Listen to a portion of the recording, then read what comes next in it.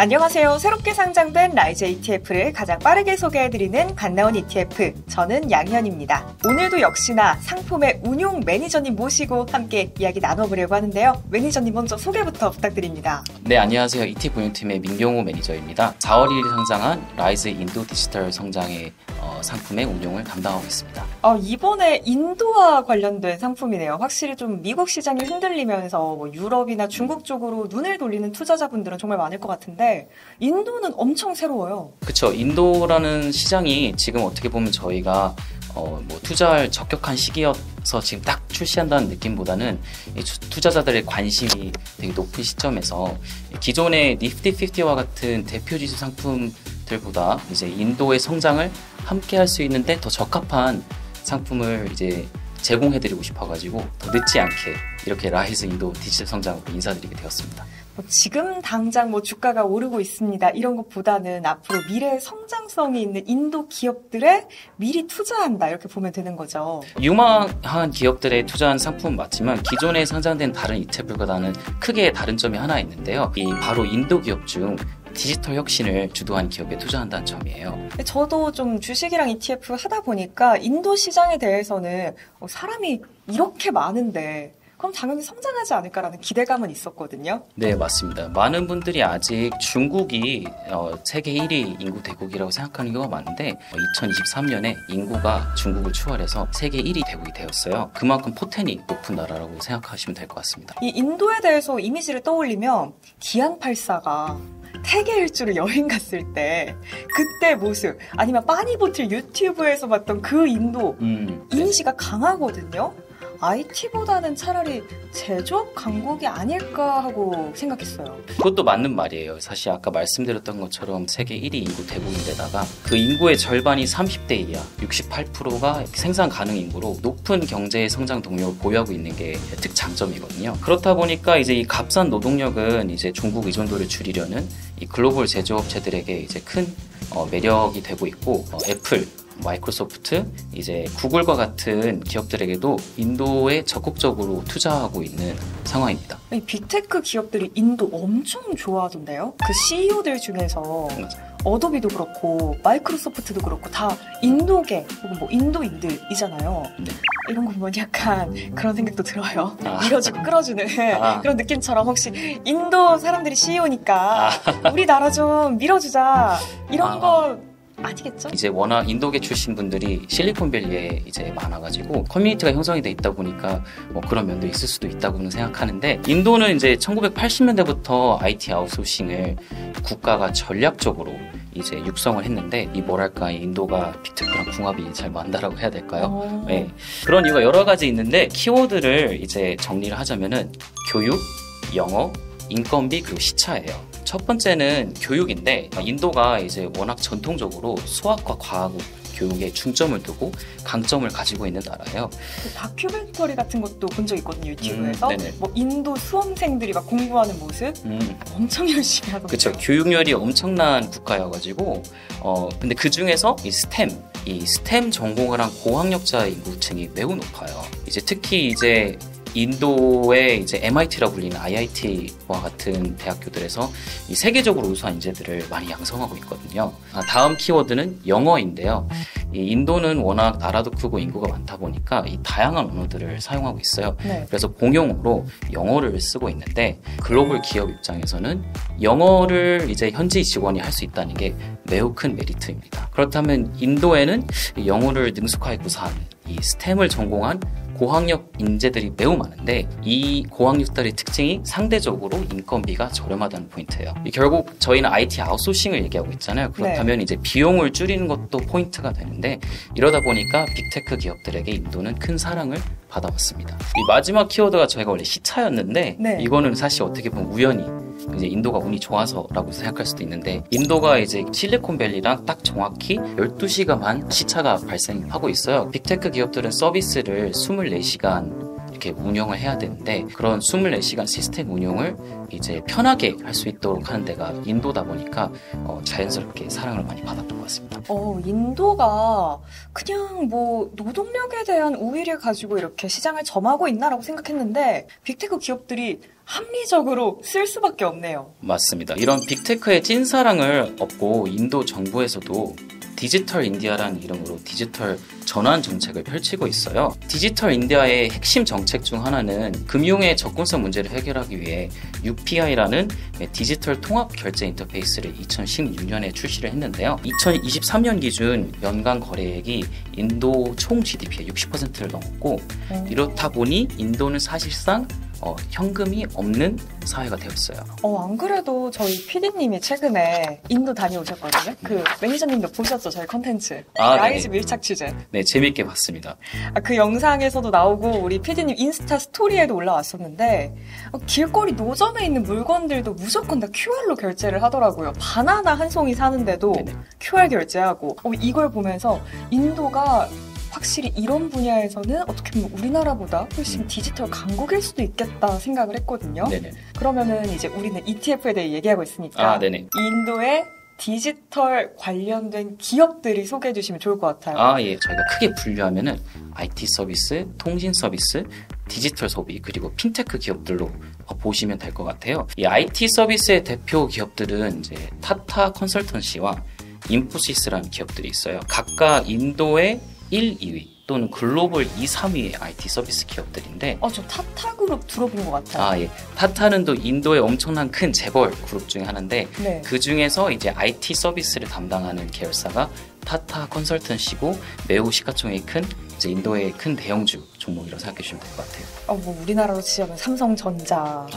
삼성 바이오로직스 이런 걸까요? 네네, 비슷한 이제 부분이고 타타그룹도 이제 다양한 계열사들을 가지고 있어서 여러 가지 업종에서 이제 활동하고 있습니다.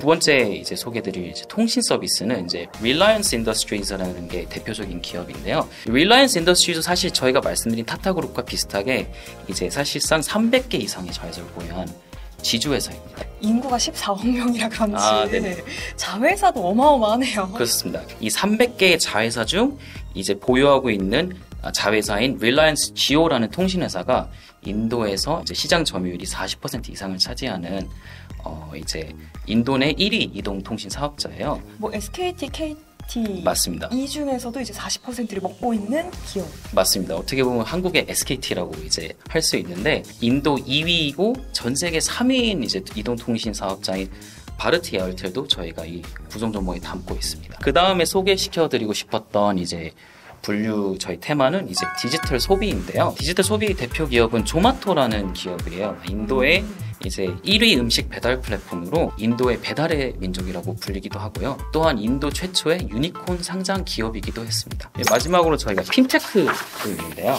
폴리시 바자르와 같은 인도의 최대 보험, 대출 온라인 플랫폼 기업과 모바일 결제, 온라인 쇼핑, 그리고 디지털 월렛 등의 이제 서비스를 제공하고 있는 페이티엠 등이 있습니다. 말씀 주신 조마토 같은 기업이 하는 이 사업들을 보면 뭔가 완전히 새로운 개념의 사업은 아니거든요. 우리나라에도 충분히 있는 사업이고 어디서나 볼 수 있을 법한 내용들인 것 같은데 여기서 핵심은 14억 명이라는 이 어마어마한 인구를 바탕으로 보급이 된다면 5년 후, 10년 후에 정말 엄청난 성장을 보이겠는데?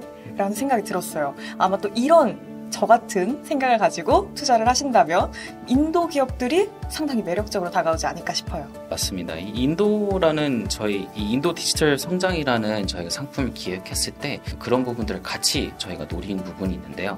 사실 어떻게 보면 이제 저희가 이 IT 기업들, 이런 테크 기업의 이제 AI 성장성에 대한 이제 기대도 있지만 사실 이제 인도를 볼 때 많이들 이전에 중국의 성장을 볼 때와 비슷하게 이 소비가 중심이 되지 않을까라는 부분을 많이 이제 집중을 하셨거든요.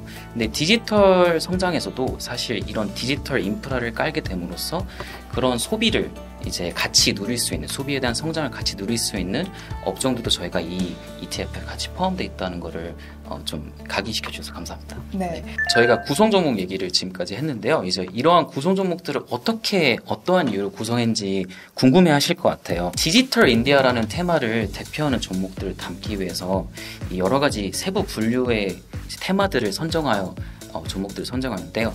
이 소프트웨어, IT 하드웨어, IT 서비스 및 컨설팅, 통신 장비, 통신 서비스, 통신 인프라, 인터넷 어플리케이션, 전자상거래, 그리고 전자결제 서비스 등과 같은 세부 분류를 저희가 테마를 선정해가지고 인도에 본사를 두거나 인도의 법인이 설립한 USD 기준 시가총액 1억 5천만 달러 이상의 회사들을 선정하여 매출의 50% 이상이 저희가 말씀드렸던 아까 테마에서 발생하는 경우 이제 구성 종목으로 선택을 하였습니다. 인도의 다양한 디지털 산업에 노출될 수 있는 구성 종목들을 구성하였고요.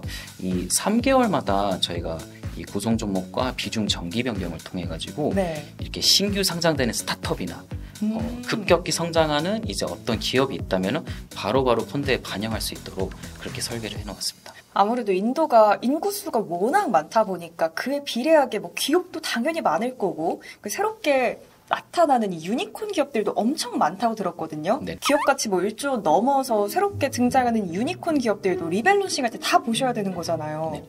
공부하려면 양이 어마어마하시겠는데요. 매일 야근하시는 거 아니에요?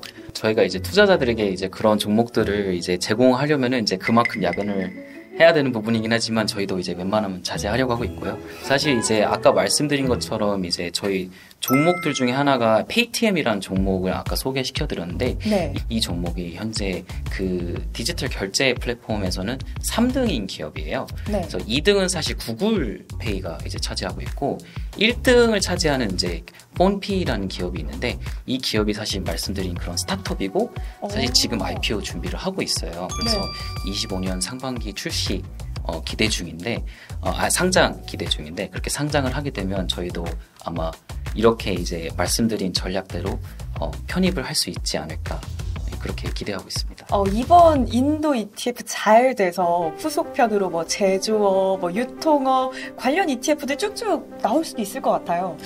네네. 저희도 이제 희망하는 바가 그런 건데 이제 인도가 상대적으로 이제 상품을 출시하기가 좀 힘든 국가인데 저희가 이제 이 상품이 잘 돼서 그렇게 라인업을 쫙 구축할 수 있었으면 좋겠습니다. 저도 뭐 인도에 개별적으로 투자하는 분들 한 번도 본 적 없거든요. 너무 어려운데 이참에 ETF 통해서 투자 한번 시도해 보셔도 좋을 것 같아요. 인도가 저희가 이제 뭐 투자하기 어려운 국가 중이라고 이제 얘기했던 이유 중에 하나가 이제 그 루피라는 환에 대한 위험인데요. 아무래도 많은 분들이 인도가 이머징 마켓이다 보니까 이 환에 노출이 되는데 이제 두려움이 좀 있으신 것 같아요. 저희 이 ETF도 환 노출로 출시하는 펀드인데 실질적으로 저희가 환율을 관련해서 데이터를 보면은 그 루피 달러 환율과 $1 환율이 이 상대적으로 이제 비슷하게 움직이는 측면이 있고 루피 사실 달러 환율이 오히려 $1 환율보다 변동성이 지난 5년간 데이터를 보면 좀 더 낮은 편이에요. 그래서 아까 말씀드린 것처럼 방향성도 좀 비슷하다 보니 둘 다 어떻게 보면 아시아 통화들이다 보니까 상대적으로 달러가 강세일 때나 약세일 때 비슷하게 움직이는 경향이 있어요. 그러다 보니까 이제 원 루피 환율을 보게 될 때는 또는 루피 원이라고 해야 될까요? 루피 원 환율을 볼 때는 이제 상대적으로 안정적인 추세를 보이고 있어가지고 이 환 노출되는데 큰 이제 두려움을 느끼실 필요는 없을 것 같고 또한 이제 인도 금리가 저희 한국 기준 금리보다 상대적으로 매우 높은 편이에요. 그러다 보니까 이게 환해지를 만약에 저희가 하고 싶다고 하더라도 비용이 매우 크게 발생하기 때문에 운용하는 측면에서도 지금 시점에서는 환 노출이 훨씬 적합하다고 말씀드리고 싶습니다. 나라에서도 전략적으로 이 산업들이 밀어주고 있고 빅테크 기업들이 인도를 또 워낙 사랑하다 보니까 이 두 가지 이유만으로도 충분히 우리가 이 ETF를 봐야 하는 이유가 납득이 될 것 같아요. 네, 맞습니다. 아무래도 투자자분들은 저희 인도 대표 주식인 니프티 50 상품에 많이 익숙해 하실 텐데요. 인도 니프티 50를 보시면서 많이 크게 걱정하시는 부분 중에 하나가 이게 금융 섹터에 너무 치우친 부분이 없지 않나. 아무래도 이게 시가총액 기준으로 보종종을 선정하고 비중을 선정하다 보니까 인도의 은행들이 시가총액이 매우 커가지고 금융 파트가 되게 큰 부분을 차지하고 있거든요. 그래서 저희가 그러한 이제 좀 치우침을 이제 좀 해소하고자 이런 디지털 성장, 소비도 같이 할 수 있고 이런 핀테크 통해서 사실 금융기업들도 많이 포함되어 있거든요. 금융도 같이 할 수 있고 이 AI 시대에서 IT의 빅테크의 글로벌 빅테크 기업들의 사랑을 받고 있는 인도 IT 기업들까지 함께 할 수 있는 이런 인도 디지털 성장 강추드립니다. 네. 강추 감사합니다. 라이즈 ETF의 새로운 상품을 뜯어보고 탐구하는 갓 나온 ETF. 저희가 이전에 미국이나 중국, 일본 같은 ETF들은 꽤나 많이 소개를 드렸거든요. 완전히 새로운 국가의 ETF를 볼 수 있어서 저도 오늘 정말 즐거웠습니다. 오늘 아마 집 가는 길에 유튜브로 인도 여행, 인도 다큐멘터리 이런 것만 찾아볼 것 같아요. 저희 팀장님하고 PD님이 최근에 다녀오셨거든요. 이제 고생도 하시고 재미도 많으셨다고 했는데 한번 꼭 저희 출장 라이즈라는 콘텐츠 꼭 참고하시면 좋을 것 같습니다. 네, 깨알 홍보까지 감사합니다. 네, 감사합니다. 그럼 다음 시간에도 새로운 신규 상장 상품과 재미있는 이야기거리들 들고 돌아오겠습니다. 오늘도 끝까지 봐주신 여러분들 감사합니다. 감사합니다.